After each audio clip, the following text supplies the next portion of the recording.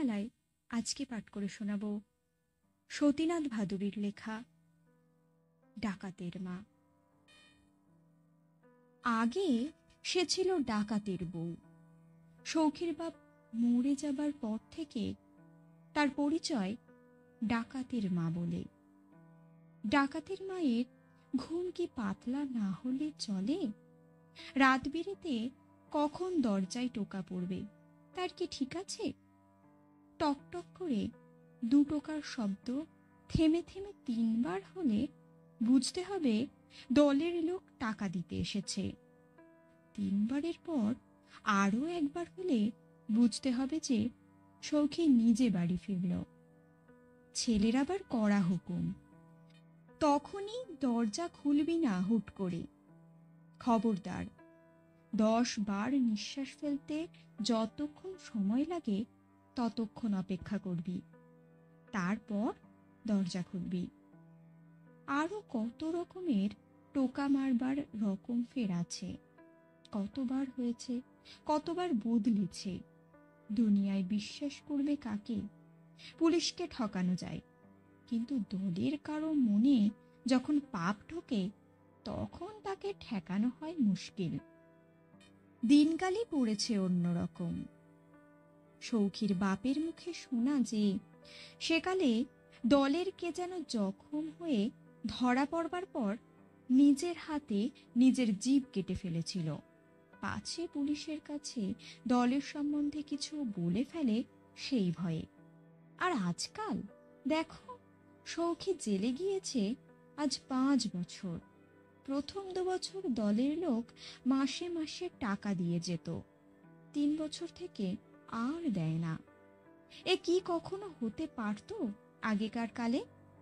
ন্যায় অন্যায়, কর্তব্য অকর্তব্যের পাটি কি একেবারে উঠে গেল দুনিয়া থেকে? সৌখীর বাপ কতবার জেলে গিয়েছে। সৌখীরও তো এর আগে 2 বার কয়েদ হয়েছে। কখনো তো দলের লোকে এর আগে এমন ব্যবহার করেনি। মাস না যেতেই হাতে টাকা এসে পৌঁছেছে, কখনো বা আগাম 3-4 মাসের একসঙ্গে। কিন্তু এবার দেখো তো কাণ্ড। একটা সংসার পয়সার অভাবে ভেসে গেল কিনা তা একবার উঁকি মেরে দেখলো না দলের লোক। আগের বৌমার শরীরটা ছিল ভালো, সৌখীর এবারকার বউটা রোগা রোগা। তার উপর ছেলে হবার পর একেবারে ভেঙে গিয়েছে শরীর। সৌখী যখন একবার ধরা পড়ে তখন বৌমার ছেলে পেটে। হ্যাঁ, নাতিটার বয়স 4-5 বছর হলো বই কি। কি কপাল নিয়ে এসেছিল!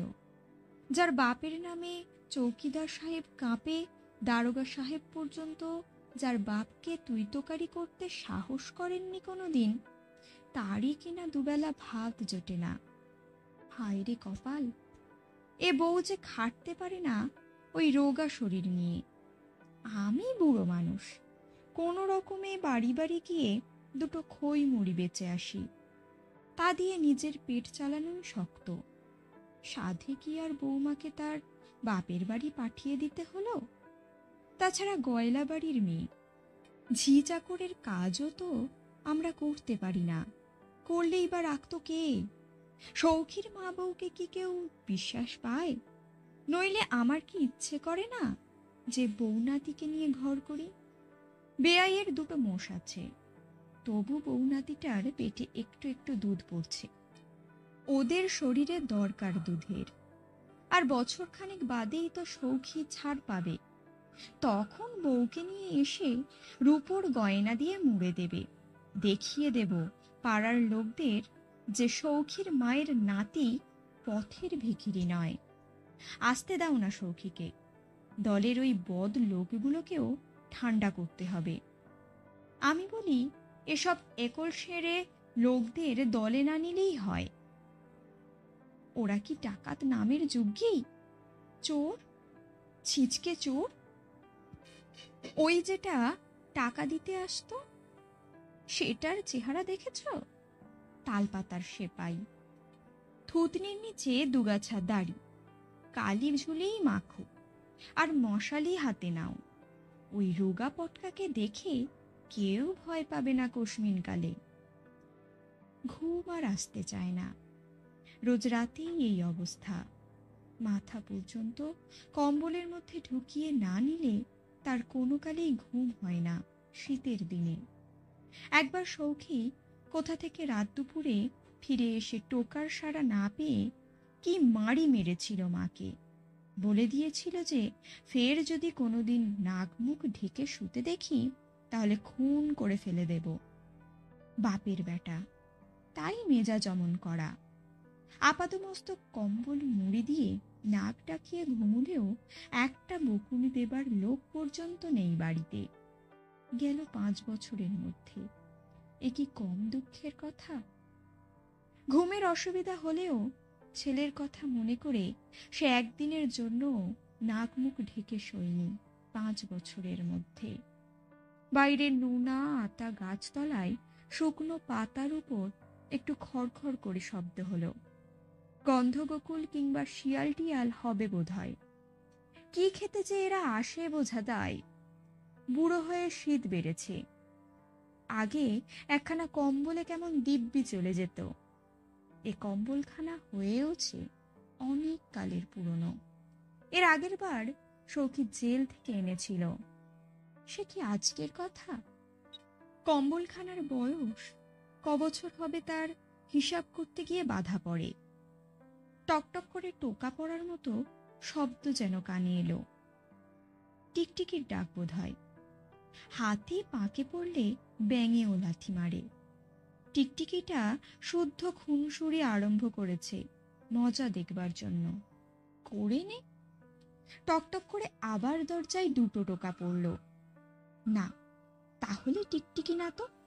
আওয়াজটা ক্ষণক্ষণে, টিনের কপাটের উপর টোকা মারবার শব্দ। বুড়ি উঠে বসে।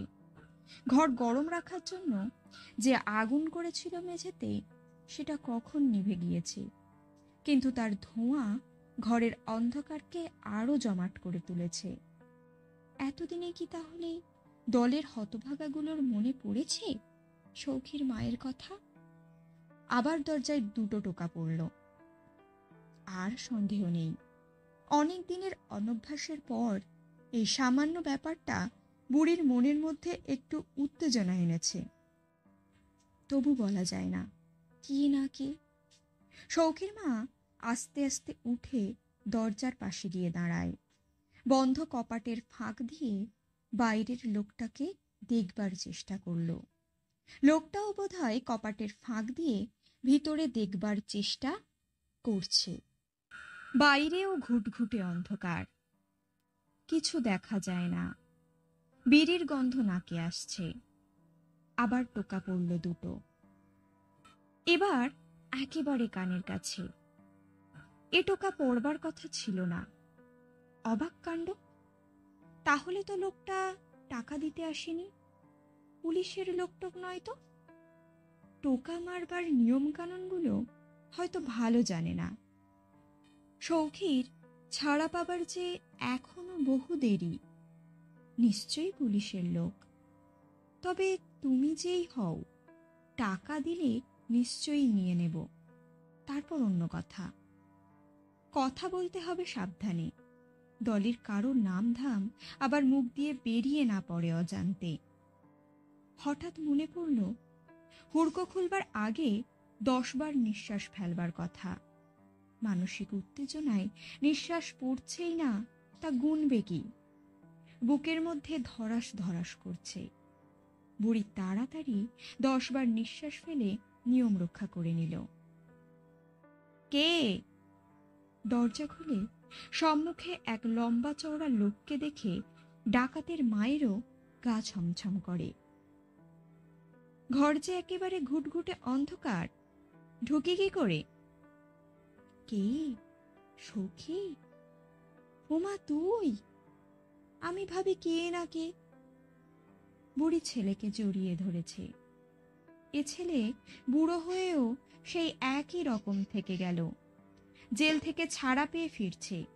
বুক ফুলিয়ে পাড়া জাগিয়ে ঢুকতে পারত বাড়িতে অনায়াসে, কিন্তু দরজায় টোকা মেরে মার সঙ্গে খুনসুরি হচ্ছিল এতক্ষণ। এ আনন্দ তার রাখবার জায়গা নেই। লাট সাহেব জেল দেখতে গিয়েছিল। আমার কাজ দেখে খুশি হয়ে ছেড়ে দেবার হুকুম দিয়ে দিল। খুশি আর কি, হেড জমাদার সাহেবকে টাকা খাইয়েছিলুম, সেই সুপারিশ করে দিয়েছিল জেলার বাবুর কাছে, তাই বেশি রেমিশন পেয়ে গেলাম। আচ্ছা, তুই কুপিটা জ্বাল তো আগে, তারপর সব কথা হবে। দরকারের চাইতেও জোরে কথাগুলো বলল সৌখী, যাতে ঘরের অন্য সকলেও শুনতে পায়। তারপর মাকে কেরোসিন তেলের টেমিটাকে খুঁজতে সাহায্য করবার জন্য দেশলাইয়ের কাঠি জেলে তুলে ধরে। বুড়ি এতক্ষণে আলোতে মুখ দেখতে পেল ছেলের। চুলে বেশ পাক ধরেছে এবার, তাই বাপের মুখের আদল ধরা পড়ছে ছেলের মুখে। রোগা রোগা লাগছে যেন। সৌখীটার তো বাপের মতো জেলে গেলে শরীর ভালো হয়, তবে এবার এমন কেন? ছেলের চোখের চাউনি ঘরের দূর দেওয়াল পর্যন্ত কি যেন খুঁজছে। কাদের খুঁজছে সে কথা আর বুড়িকে বুঝিয়ে বলে দিতে হবে না। হ্যাঁ রে, জেলে তোর অসুখ বিসুখ করেছিল নাকি? সৌখী এ প্রশ্ন কানে তুলতে চায় না। জিজ্ঞাসা করে, এদের কাউকে দেখছি না। প্রতি মুহূর্তে বুড়ি এই প্রশ্নের ভয়ই করছিল। জানা কথা যে জিজ্ঞাসা করবেই। তবু বউ বাপের বাড়ি গিয়েছে। হঠাৎ বাপের বাড়ি? এতদিন পর বাড়ি ফিরেছে ছেলে। এখনই সব কথা খুলে বলে তার মেজাজ খারাপ করে দিতে চায় না। মরদের রাগ শুনেই এখনই হয়তো ছুটবে রাগের মাথায় দলের লোকের সঙ্গে বোঝাপড়া করতে। নাতি আর বউয়ের শরীর খারাপের কথাও এখনই বলে কাজ নেই। ছেলে ছেলে করে মরে সৌখী। আগের বউটার ছেলে পিলে হয়নি। এ বউয়ের ওই একটাই তো টিমটিম করছে। তার শরীর খারাপের কথা শুনলে হয়তো সৌখী এখানে আর একদিনও থাকবে না। এতদিন পর এলো, একদিনও কাছে রাখতে পারবো না? খেয়ে দিয়ে জিরিয়ে সুস্থির হয়ে থাকুক এক আধ দিন, তারপর সব কথা আস্তে আস্তে বলা যাবে। কেন, মেয়েদের কি মা বাপকে দেখতে ইচ্ছে করে না একবারও? না না, তাই কি বলছি নাকি। অপ্রতিভের চেয়ে হতাশ হয়েছে বেশি সৌখী। তার বাড়ি ফিরবার আনন্দ অর্ধেক হয়ে গিয়েছে মুহূর্তের মধ্যে। ছেলেটা কেমন দেখতে হয়েছে তাই নিয়ে কত কল্পনার ছবি এঁকেছে জেলে বসে বসে। ছেলে কেমন করে গল্প করে মায়ের সঙ্গে তাই শুনবার জন্য টোকা মারবার আগে দরজায় কান ঠেকিয়া কতক্ষণ দাঁড়িয়েছিল। ভেবেছিল রাত 9টার মধ্যে দুরন্ত ছেলেটা নিশ্চয়ই ঘুমোবে না। সে মনে মনে ঠিক করে ফেলে যে কালই সে যাবে শ্বশুর বাড়ি বউ ছেলেকে নিয়ে আসতে। এ কথা এখনই মাকে বলে ফেলা ভালো দেখায় না, নইলে মা আবার ভাববে যে নতুন বউ এসে ছেলেকে পর করে নিয়েছে। মা কত কি বলে চলেছে, এতক্ষণে শেষের কথাটা কানে গেল। নে, হাত মুখ ধুয়ে নে। না না, আমি খেয়ে এসেছি। এই রাত করে আর তোকে রাঁধতে বসতে হবে না। না, রাঁধছে কি? খই মুড়ি আছে, খেয়ে নে। তুই যে কত খেয়ে এসেছিস সে আর আমি জানি না। ব্যবসার পুঁজি খইমুড়িগুলো শেষ করে শোয়ার সময় তার হঠাৎ নজর গেল মার গায়ের ছেঁড়া কম্বলখানার দিকে। ওখান আমাকে দে। আপত্তি ঠেলে সৌখী নিজের গায়ের নতুন কম্বলখানা মায়ের গায়ে জড়িয়ে দিল। নতুন কম্বল মুড়ি দিয়ে শুয়েও বুড়ির ঘুম আসতে চায় না। পা কিছুতেই গরম হয় না। রাজ্যের দুশ্চিন্তায় মাথা গরম হয়ে উঠেছে। সৌখীর নাক ডাকানির একঘেয়ে শব্দ কানে আসছে। এতদিন পর ছেলে বাড়ি এলো, কোথায় নিশ্চিন্ত হবে তা নয়, সৌখীকে কি খেতে দেবে কাল সকালে সেই হয়েছে বুড়ির মস্ত ভাবনা। আজকের রাতটা না হয় বিক্রির খইমুড়ি দিয়ে কোনো রকমে চলে গেল। যদি বলতো দুটো ভাত খেতে ইচ্ছা করছে, তাহলেই আর উপায় ছিল না সব কথা না বলেই। আলু চচ্চড়ি খেতে কি ভালোই বাসে সৌখিটা। কত কাল হয়তো জেলে খেতে পাইনি। আলু, চাল, সর্ষের তেল সবই কিনতে হবে। এত পয়সা পাবো কোথায়? ভোরে উঠেই কি ছেলেকে বলা যায় যে আগে পয়সা জোগাড় করে আন, তবে রেঁধে দেব? কাছারির ঘড়িতেই 2টো বাজল। ভেবে কুল কিনারা পাওয়া যায় না। মনে পড়ল যে পেশকার সাহেবের বাড়ি রাজমিস্ত্রি লেগেছে। আজ যখন মুড়ি বেচতে গিয়েছিল তখন দেখেছে যে পড়ে যাওয়া উত্তরের পাঁচিলটা গাঁথা হচ্ছে। বুড়ি বিছানা থেকে উঠে পা টিপে টিপে বেরোলো ঘর থেকে। মাতাদিন পেশকারের বাড়ি বেশি দূরে নয়। পাঁচিল সেদিন 1.5 হাত উঁচু পর্যন্ত গাঁথা হয়েছে। মাটি আর ভাঙা ইটের পাহাড় নিচে পড়ে থাকায় সে পাঁচিল ভাঙতে বুড়ির বিশেষ অসুবিধা হলো না। বাড়ি নিশুতি। অন্ধকারে কি কোথায় আছে ঠাহর করা শক্ত। বারান্দায় দোরগড়ায় গুছিয়ে রাখা রয়েছে পেশকার সাহেবের খড়মজোড়া আর জল ভরা ঘুঁটি, ভোরে উঠেই দরকার লাগবে বলে। ভয়ে বুড়ি উঠোনের আর কোথায় কি আছে হাতড়ে আতড়ে খুঁজবার চেষ্টা করল না। ঘটিটি তুলে নিয়ে পাঁচিল টপকে বাইরে বেরিয়ে এলো নিঃশব্দে। জলটুকু পর্যন্ত ফেলেনি। এখন রাত দুপুরে লোটা হাতে যেতে দেখলেও কেউ সন্দেহ করবে না। এদেশে লোটা বিনা সংসার অচল। দিনে 12 কয়েক লোটা না মাজলে মাতাদিন পেশকারের হাত নিষ্পিস করে। সেই জন্য হুলস্থুলো পড়ে গেল তার বাড়িতে সকালবেলায়। খোকার মা নাকে কেঁদে স্বামীকে মনে করিয়ে দিলেন যে লোটা হলো বাড়ির লক্ষ্মী, এখনই আরেকটি কিনে আনা দরকার বাড়ির লক্ষ্মীশ্রী ফিরিয়ে আনতে হলে। কর্তার মেজাজ তখন তিরিক্ষি হয়ে আছে চোরের উপর রাগে। বাজে বকবক করো না, তোমাদের তো কেবল এই। আইনের ধারায় স্পষ্ট লেখা আছে যে চুরির খবর পুলিশকে না দিলে জেল পর্যন্ত হতে পারে। সে খবর রাখো। আইন চঞ্চু মাতাদিন আরো অনেক ঝাঁঝালো কথা খোকার মাকে শোনাতে শোনাতে বাড়ি থেকে বার হয়ে গেলেন থানায় খবর দেবার জন্য। ফিরতিমুখো তিনি এলেন বাসনের দোকানে। নানা রকম ঘটি দেখালো দোকানদার, কিন্তু পছন্দসই কিছুতেই পাওয়া গেল না। পেশকার সাহেব বড় খুঁতখুঁতে লোটা সম্বন্ধে। তিনি চান খুঁড়ো দেওয়া লোটা, বুঝলেন কি না? এই এত বড় সাইজের। মুখ হওয়া চাই বেশ ফাঁদালো, যাতে বেশ হৃষ্টপুষ্ট মেয়ে মানুষের একখানি মোটা রূপোর কাঁকন শুদ্ধ হাত অনায়াসে ঢোকানো যায় ভিতরটা মাজবার জন্য। দোকানদার শেষকালে হাল ছেড়ে দিয়ে জিজ্ঞাসা করে, পুরনো হলে চলবে? নামেই পুরনো, সস্তায় পাবেন, 2.5 টাকায়। পুরনো বাসনও বিক্রি হয় নাকি এখানে? দেখি। ঘটে দেখেই তার খটকা লাগলো। পকেট থেকে চশমা জোড়া বার করে নাকের ডগায় বসালেন। খুঁড়োর নিচে ঠিক সেই তারা আঁকা। আর সন্দেহ নেই, মাতাদিন পেশকার আইনের ধারা ভুলে গিয়ে দোকানদারের টুটি চেপে ধরেন। বল এলোটা কোত্থেকে পেলি? দিনে করিস দোকানদারি আর রাতে বার হোস শীতকাটি নিয়ে? একেবারে হই হই রই রই কাণ্ড। দোকানে লোক জড়ো হয়ে গেল। দোকানদার বলে যে সে কিনেছে এই ঘটি নগদ 14 আনা পয়সা গুনে সৌখীর মার কাছ থেকে, এই কিছুক্ষণ মাত্র আগে। 14 আনা এই ঘটি পাওয়া যায়? চোরাই মাল জেনেই কিনেছিস।